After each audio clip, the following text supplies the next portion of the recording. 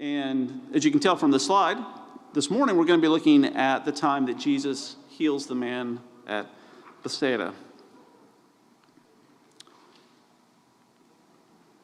Before we get started into the actual text, which is going to be in John 5, if you want to go ahead and turn to that. Now, I'm going to confess, just in case I get confused at times of going to running analogies too much, just so you're aware, this was not my idea. This was actually in the material that we had for the class. And I was certainly happy to oblige and have a running analogy in this lesson. So I was not familiar with the story of Rob Jones, but this is a picture of Rob. And hopefully you can tell that Rob has two prosthetic legs, and he actually lost his legs in Afghanistan. He was in the U.S. Marine Corps. And I'm going to go ahead and read the little story that they have about Rob. So in the fall of 2017, Marine Corps veteran Rob Jones, who had lost both of his legs to a landmine in Afghanistan, ran 31 marathons. That's 874.2 miles. Don't want to forget that 0.2. If you're a runner, you can relate to that. Over 31 days in 31 different cities on prosthetic running blades. He ran to try to change the narrative of wounded veterans struggling to transition to civilian life.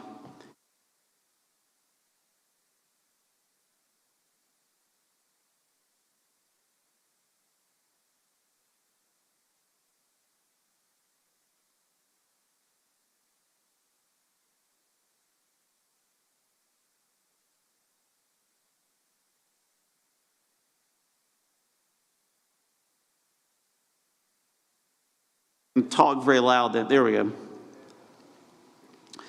So basically, he ran to raise awareness for wounded veterans, right? And I've done a number of marathons. I've never seen, at least that I can remember, I've never seen anybody run on prosthetic legs. I have actually seen there was a blind man that I saw running a marathon, and I can remember coming up and noticing him like going, wow, this guy's blind. And he had a guide there, obviously, to keep him going on the course.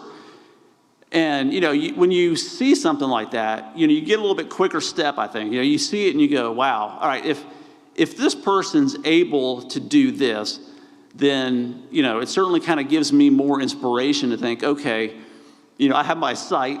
Certainly I can run this marathon as well. The only downside to that event, I think, was when I passed him, it was probably at mile 5 or 6, right? This is early on. And I wish I could have seen him maybe at mile 23.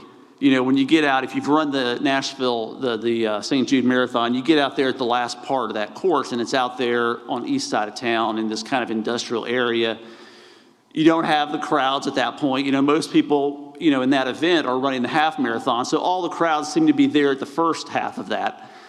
You get out there on the second half and it's just kind of, miserable. And I wish I could have seen him out at that point. Might have been certainly something to inspire me on those last few miles of the run. But I think all of us can probably relate to, seeing somebody that from a disability or whatever it might be, to see somebody overcome some challenge. I think it just inspires us. I think it allows us to then look at ourselves and say, okay, if they can do this, why can't I? So this morning, what we're going to do is we're going to look at an event in Jesus' life where he heals the man that was lame at the pool of Bethesda. And hopefully we can find some inspiration in this man's life like we could with the story of Rob Jones that we just saw there. So just real quick, I don't know how well you can see that, right? But in Jerusalem, the pool that we're talking about would have been up if you're looking at the map on the left side, that upper right is where the pool is located by the sheep gate. And we'll actually read about that in a minute. And then here's an artist rendering to the right of what that might have looked like, this pool might have looked like.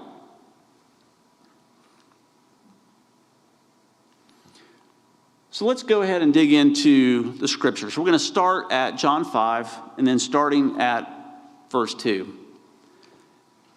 Now there is in Jerusalem by the sheep gate a pool in Aramaic called Bethesda, which has 5 roofed colonnades. In these lay a multitude of invalids, blind, lame, paralyzed. One man was there who had been an invalid for 38 years. When Jesus saw him lying there and knew that he had already been there a long time, he said to him, "Do you want to be healed?" The sick man answered him, "Sir, I have no one to put me into the pool when the water is stirred up, and while I am going, another steps down before me." So I think, if you read through this and you think to yourself, okay, what would it have been like to have been disabled in the first century, right? I mean, they had no equivalent to what we would have today, like the Americans for Disabilities Act. You pretty much, if you were disabled, especially if you were disabled in a state where you couldn't work like this man would have been, I mean, you were there, completely at the mercy of others, those that would be willing to help you or assist you, right? And you can tell, so verse 3, it says there was a multitude of invalids that were there. I mean, their only hope at this point was for some type of miraculous healing. Now, in the scripture I have here on the screen, it doesn't really necessarily explain some of the story, right? You may have in some of your translations, might actually have this verse that I've kind of highlighted here in bold that gets inserted around verse 3 and then verse 4 that kind of explains this. And it's believed, it's a little bit of context here, it's believed that this was probably added later by somebody that was trying to explain maybe what some of the story here was.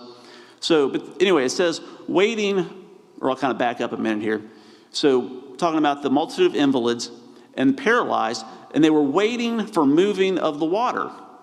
For an angel of the Lord went down at certain seasons into the pool and stirred the water. Whoever stepped in first after the stirring of water was healed of whatever disease he had.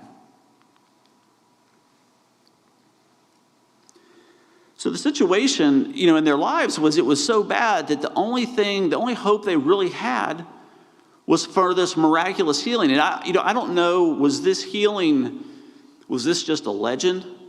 Was this actually a fact, that there was an angel that would stir these waters periodically, and the first one that got in was actually the one that was healed? I don't know, but it kind of points, though, that this tragic, sad, hopeless situation that these folks were in, because they just had nothing else for them. And it kind of made me think, how can we relate maybe to situations like this, right? And I think all of us in some way have experienced some form of hopelessness or despair in your life. And this can come in many different ways. It could be from something from a health condition, like maybe something similar to what these folks were dealing with here. It could be something to do with finances, relationships, marriages, addictions, things that are going on maybe in work.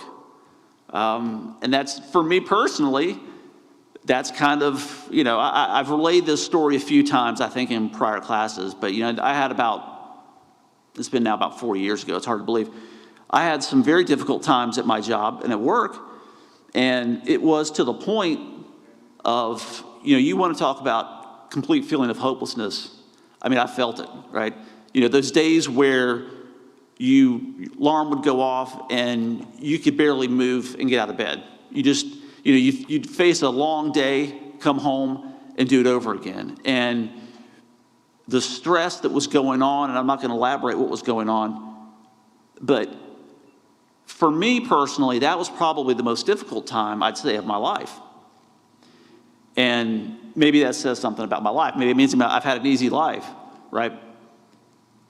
But nonetheless, that feeling of hopelessness and despair and how just overwhelming that can be, and even more recently, I thought, the pandemic. I mean, look at what's been going on for the last year now.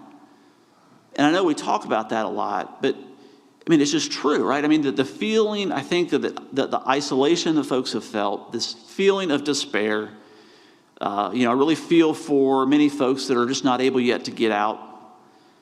I feel for sometimes our younger people who, have had almost a whole school year almost erased. And I've seen, information or, people talk about how that's impacted the lives of these young people, right? And this feeling of despair and hopelessness because they don't have that interconnectedness.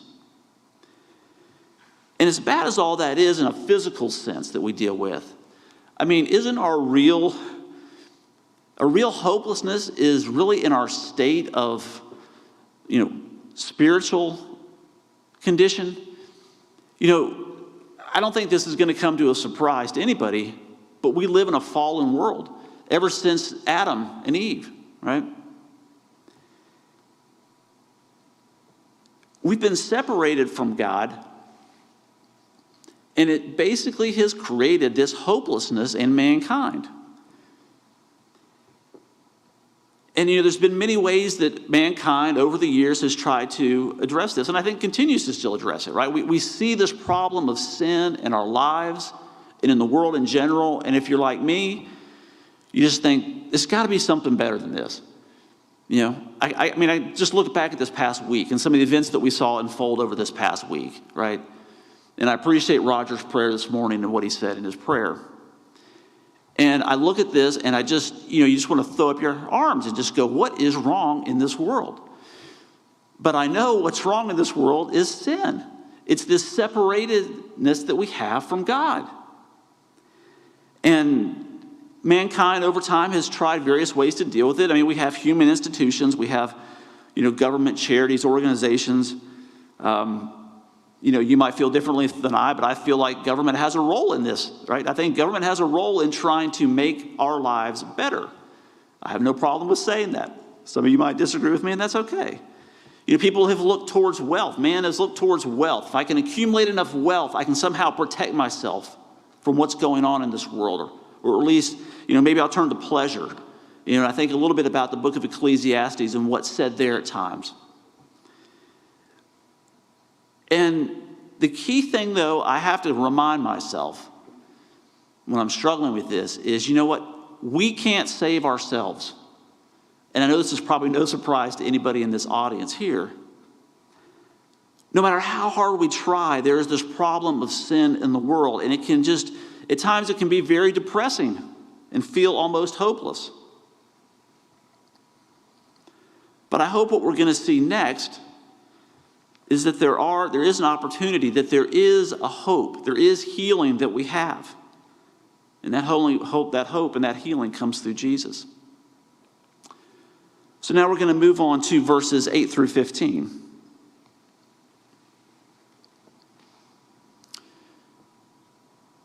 Jesus said to him, the man that was paralyzed, "Get up, take up your bed and walk." And at once the man was healed. And he took up his bed and walked. So the Jews said to the man who had been healed, "It's the Sabbath, and it is not lawful for you to take up your bed." But he answered them, "The man who healed me, that man said, 'Take up your bed and walk.'" And they asked him, "Who is the man that said to you, 'Take up your bed and walk'?" Now the man who had been healed did not know who it was, for Jesus had withdrawn, as there was a crowd in the place. Afterward, Jesus found him in the temple and said to him, "See, you are well. Sin no more, that nothing worse may happen to you." The man went away and told the Jews that it was Jesus who healed him. So when I was studying this over the week, getting ready for this lesson, the thing that really struck me about this is, the healing that took place here. So what did the man do to receive this healing? Nothing. At least nothing that was recorded here. I'm not sure why Jesus chose him specifically. I'm sure there was some reason behind that, but we don't know what it was.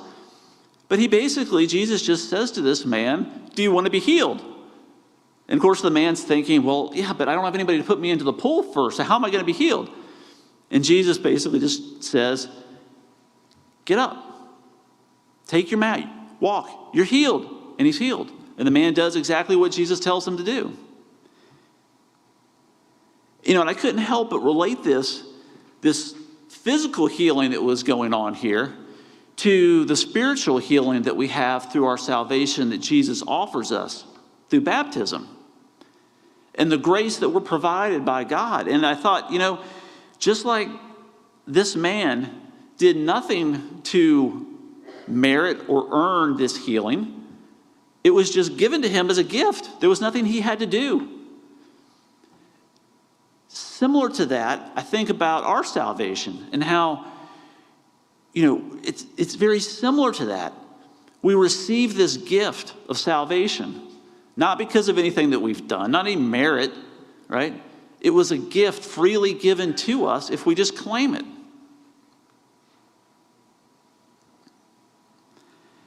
And I think it's critical that we remember that, right? That this was something that we did not deserve. Because if we start thinking somehow that we're earning this, that can lead to all sorts of problems. Specifically, some of the things that I came up with. First off, is it can lead to prideful thinking, right?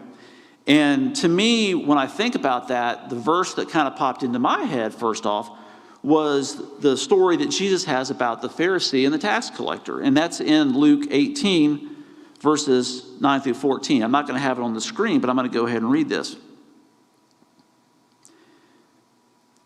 He being Jesus, told this parable to some who trusted in themselves that they were righteous and treated others with contempt. 2 men went up into the temple to pray, one a Pharisee and another a tax collector. The Pharisee, standing by himself, prayed thus: God, I thank you that I am not like other men, extortioners, unjust, idolaters, or even like this tax collector. I fast twice a week. I give tithes of all that I get. And then we kind of know the rest of the story, that Jesus then goes and talks about how the Pharisee, and how, not the Pharisee, but the tax collector, but how he prayed. And which one of those men went away righteous, right? Justified.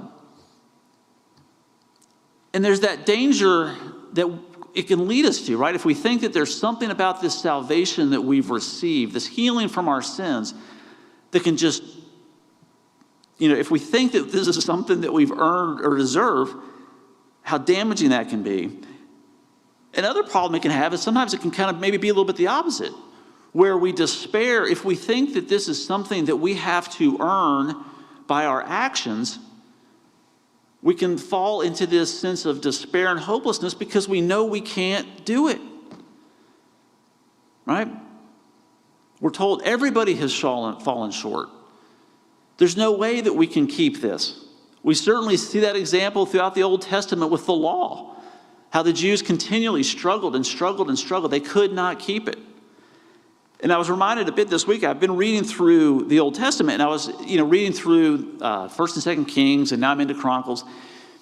And you read the story about how, if you remember your Old Testament history, about how the kingdom had gotten split in the time of Rehoboam, and the northern kingdom basically after that they never came back. It was just continual. The kings that they had always, what does it say? They did evil in the sight of the Lord, just continually, until eventually they were completely taken away into captivity, never to return. At least with the southern kingdom, at least they kind of had, back and forth. They would have some bad kings, then they would kind of revert back to following God. And reading through that just reminds me, it would get so depressing at times to see this, and you just want to go, come on, why are you continually falling into idolatry? That's not what you're supposed to do and what's going to happen. The other problem I think that this can lead into is legalism. And I think the Pharisees are certainly examples of what they had done with the law at that point and the legalism that they had injected into that. And I think that this is some of the dangers that we can have if we think for some reason that this salvation that we received is something that we have somehow earned or merit or can work towards. But what also kind of occurred to me is, when we talk about, baptism, and I don't know if anybody, has ever tried to convince you that baptism is a work. I don't know if you've had conversations in your workplace or with anybody, and you talk about what your faith is and what you believe and how you believe that baptism is where you confess, you get baptized, and that's where you come in contact with God's grace and you receive salvation. And, people will want to try to convince you that, well, that's a work. You don't have to do that. All you have to do is believe. And, when I hear people say that, I just go, really? I can relate to my own baptism. I can tell you, it was pretty passive on my part. I basically got into the baptistry, and a man put me into the water and brought me back out. There was really no effort physically on my part. I don't see how somebody can argue that baptism would be a work, but then belief or faith is not a work. I'm thinking, what's the difference? You're doing something in a manner of speaking. Why would baptism be considered a work?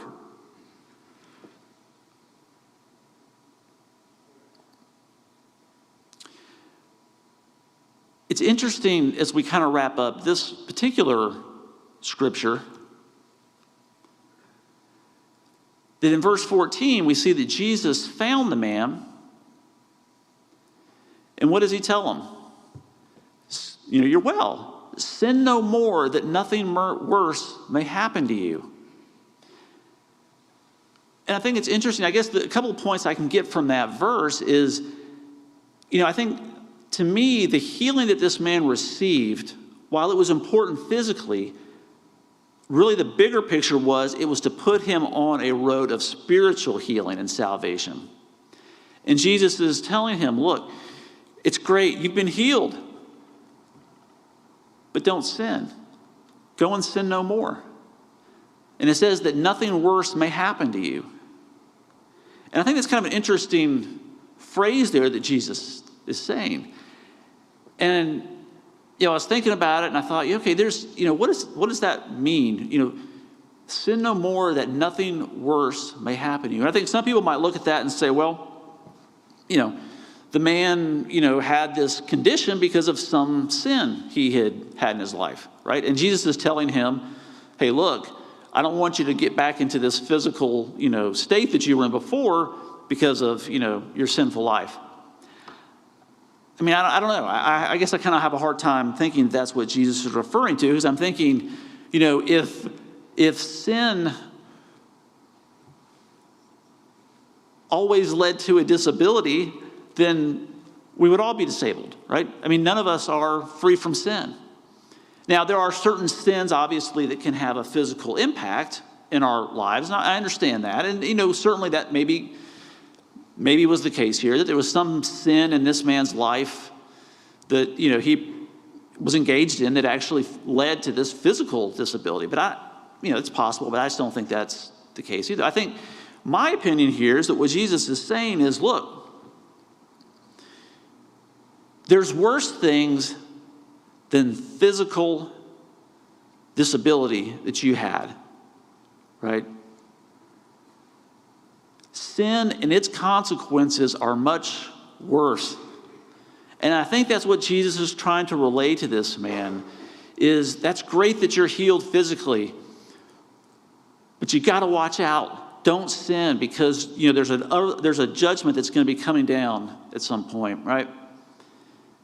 And that's what you need to be aware of in your life, right? That's what you need to be watching out for. It's physical health is certainly important. I don't want to mean to sound like it's not. I appreciate the health that I have. But ultimately, my spiritual health is really what is going to matter in the end. And that's really what I think Jesus is maybe portraying or telling this man. Just my opinion. So let's now take a look, move on to the next part of the verse here, or the scripture that we're looking at this morning. Let's kind of look at the reaction a bit. So in verse 16, and this was why the Jews were persecuting Jesus, because he was doing these things on the Sabbath. But Jesus answered them, my Father is working until now, and I am working. This was why the Jews were seeking all the more to kill him, because Jesus not only was breaking the Sabbath, but he was even calling God his own Father, making himself equal to God.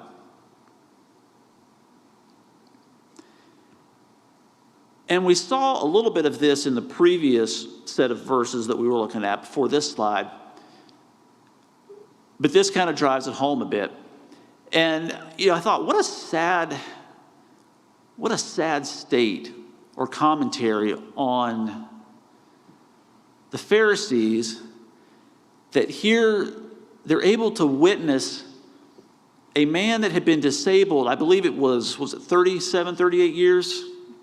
I think that it said.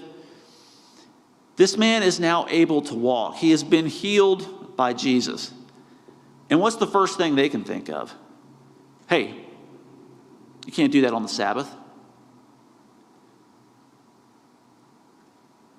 I mean, I just can't imagine.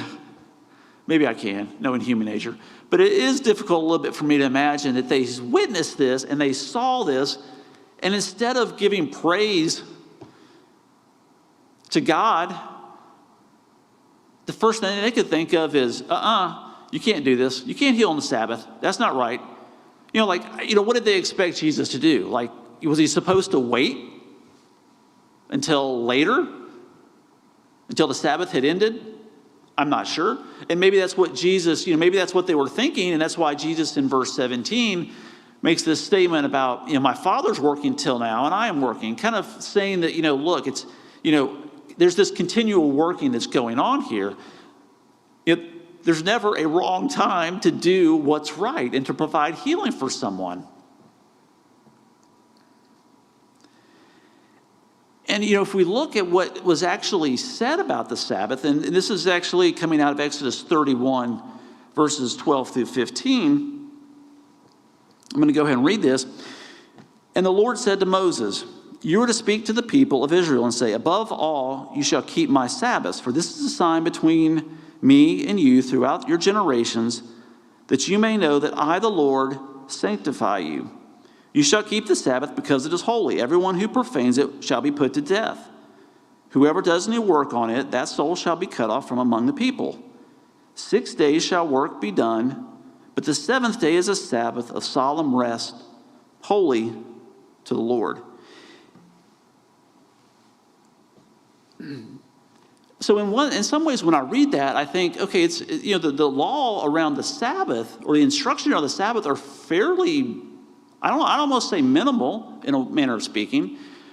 In Exodus, we certainly see the seriousness of it. I mean, not keeping the Sabbath and violating it could result in death. But really, all that's said is that don't work, right? And I guess over time, and I don't know the exact history behind this, but obviously at some point, there were rabbis who felt like, what does work mean, right? We need to explain that so that people, don't violate it. And they had come up, and I'm sure you've all heard this, they had come up with all sorts of things, right? You couldn't move anything with your hand, but I read that you could move it with your elbow, right? No writing was allowed. You couldn't put flowers in a vase and all sorts of things that they had stipulated that said, okay, this is what it means to work. You can't do this. And I think, well, okay, there's probably good intentions behind that, I assume, right? They felt like there needed to be some clarification maybe on what that work meant. But obviously they had taken that over time, and certainly by the first century when this event's occurring, they had completely missed the point and the principle behind what the Sabbath was for, and had come up with all of these rules and regulations about what you could or couldn't do. And it got to the point where they couldn't even see and recognize that the good that Jesus had done in healing a man from his disability, that was not something that could be done on the Sabbath. That was not permissible. That was somehow a work. And it's just hard for me to fathom, but that's where they were. That's where they had gotten themselves in their traditions, and looking at their traditions and not looking at what the law at that time had actually said. I even thought, what work did Jesus do? I mean, you can take this, I guess, a number of ways, but Jesus basically just spoke and the man was healed. How much work was that? Were they not allowed to speak on the Sabbath? Well, of course they were. And there's a number of different things that they could do on the Sabbath. And I think I started going down this rabbit hole last night thinking, well, okay, what could they do on the Sabbath? And, it was interesting, there was things in there about even modern Orthodox Jews, I guess, that, there are things where you are allowed to save a life on the Sabbath. You could, for example, thought this was kind of an interesting one, you can drive a woman in labor to the hospital. Or if you're a doctor, you can perform some, necessary condition, medical procedure, whatever it might be. So, obviously, there was at least some recognition that there were some things that were certainly fine to do during the Sabbath. But for some reason, the Pharisees couldn't see that. Or maybe it was really about they just wanted to get Jesus. They didn't like what he was teaching. It challenged them. It challenged what they believed to be what the law had actually said and what God's will was. It certainly challenged them politically. The crowds, Jesus had a very large following with the people, the common people. And I'm sure that many of the Jewish leaders at that time saw this as a threat. It's a sad commentary on them.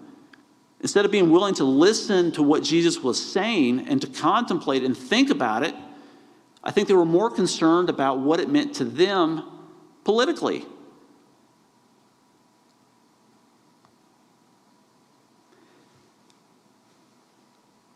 And then finally, to kind of wrap this up, the other thing I think, I kind of want to give, and I know I've said this before, it sounds like a broken record at times, I feel like, but I do sympathize a bit maybe with some of the Jews at that time, the leaders who,